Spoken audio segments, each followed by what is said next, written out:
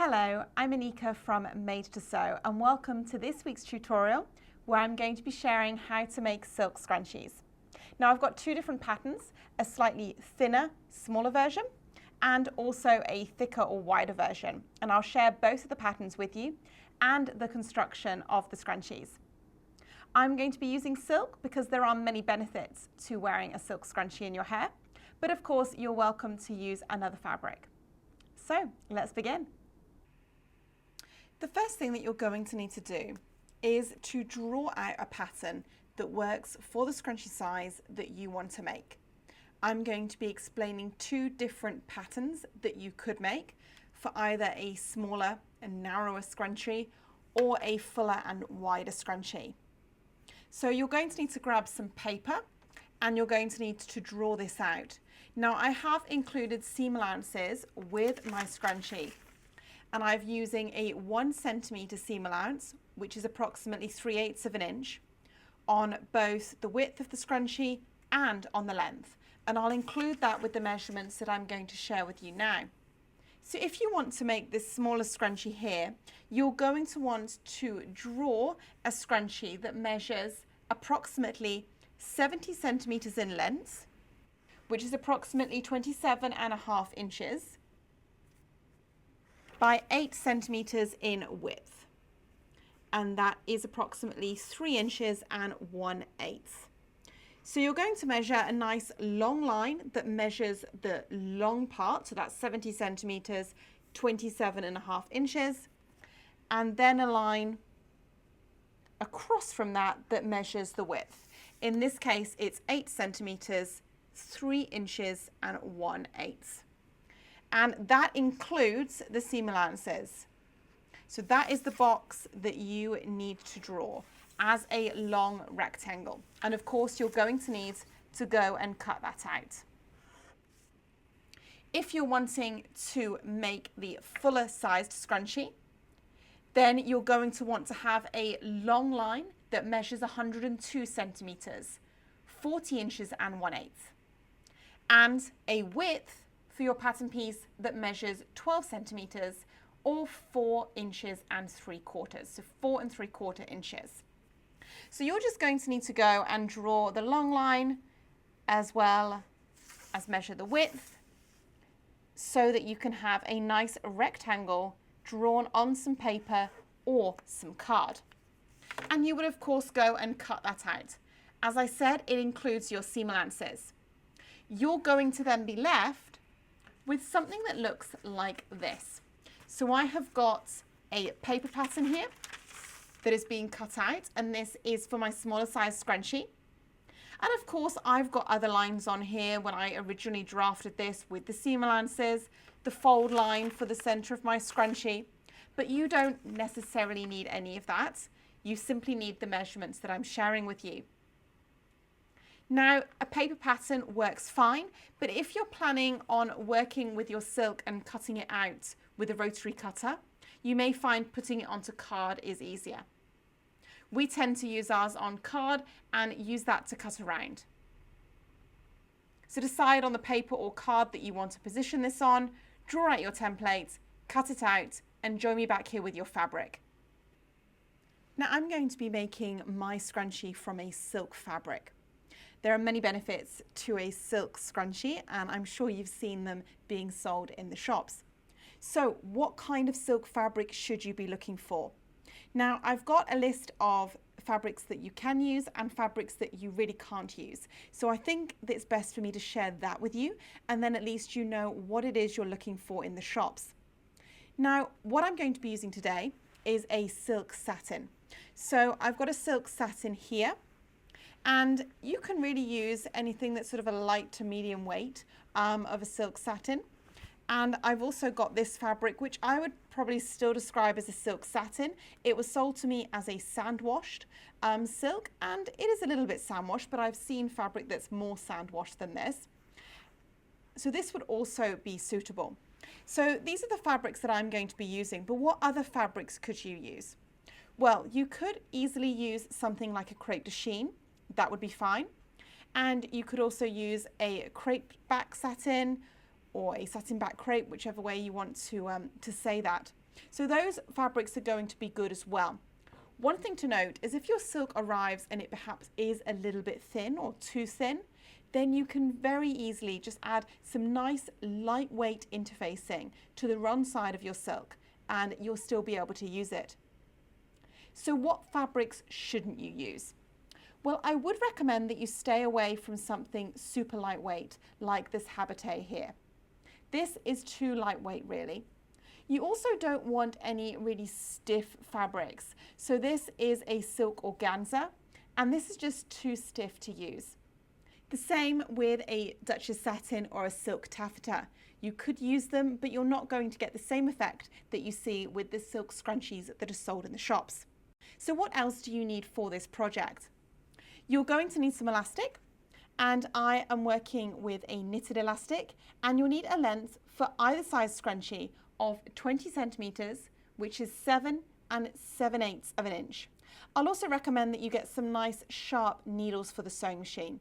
A small size, so something like a 60, which is also a size 8, or a 70, which is a size 10, that would do.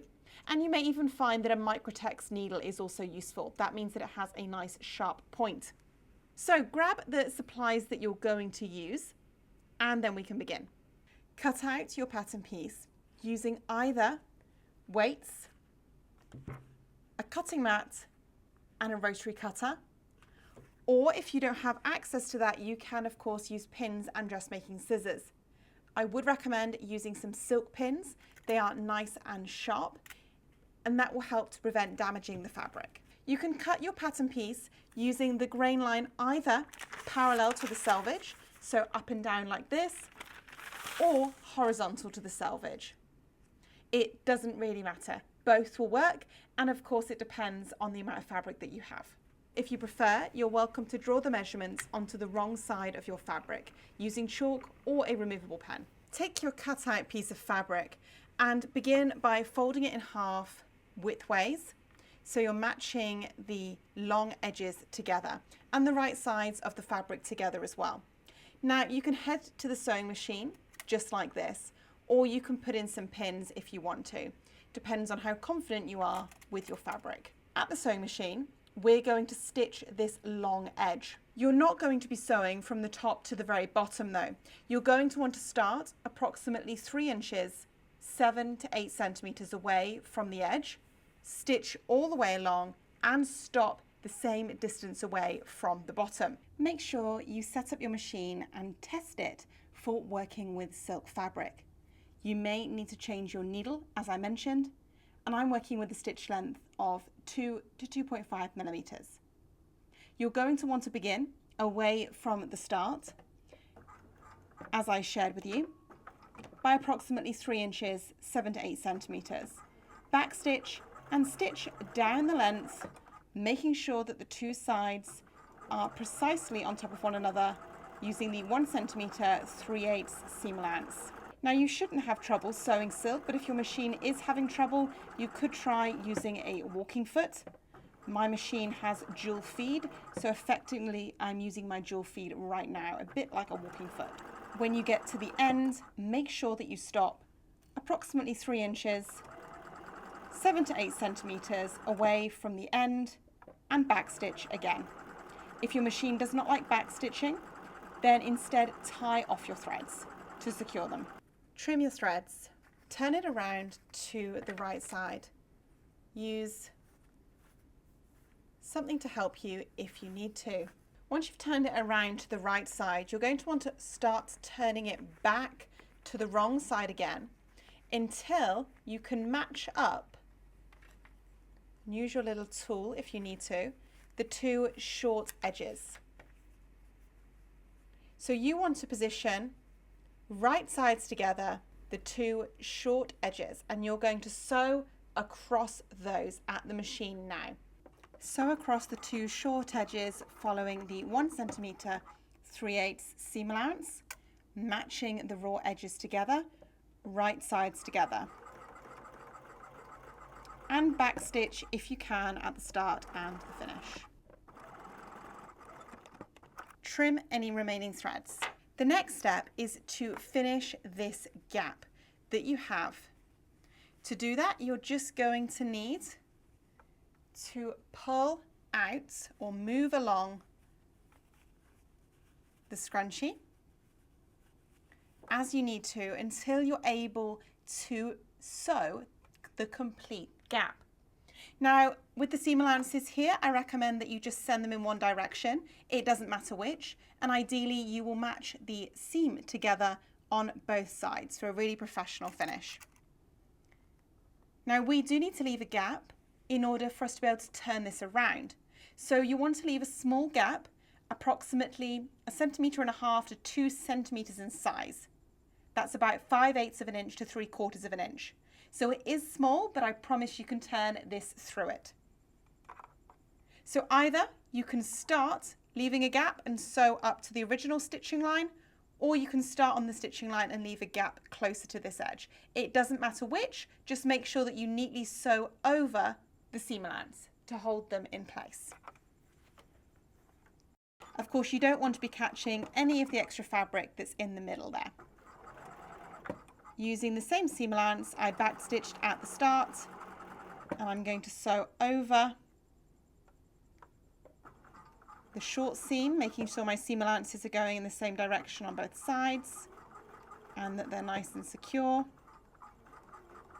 And before I get to the other stitching line, I'm going to stop, leaving a gap of a maximum of about 2 centimeters, 3/4 of an inch, just like so. Turn the scrunchie through the tiny little hole that you left. And by leaving such a small hole, you'll find that you don't actually need to hand sew this up or machine sew it up afterwards. It's so tiny, you'll find that it will completely disappear on the scrunchie. Cut a length of elastic that measures 20 centimeters, 7 inches and 7/8. Once you've turned the fabric to the right side, take a safety pin and position it in one end of your piece of elastic. Find your hole and feed the safety pin in the hole, sending it around the piece of fabric on the inside. Make sure that you don't lose the other end of your piece of elastic. Once you get back to the starting hole, you can pull the elastic out and try not to twist the elastic. Remove the safety pin and overlap the 2 bits of elastic by approximately 1 centimeter or 3/8 of an inch. Put in a pin and head to the sewing machine to fix the elastic and finish your scrunchie. Sew the elastic together using either a little box of straight stitching or a zigzag stitch. Be sure to backstitch and make this nice and secure. Trim your threads and lose the elastic inside your scrunchie. Once the elastic's been sewn and it's neatly hidden inside your scrunchie, you'll find that by using such a small hole, you can hardly find it. And you don't need to be hand sewing that up if you don't want to. We don't hand sew any of them on ours, and they're really hard to find where that little gap is there. You can see it just there. Many of the ones that I found in the shops also have this. Those little tiny holes aren't hand sewn up afterwards. I hope you enjoyed this tutorial and that you now feel comfortable making yourself some silk scrunchies.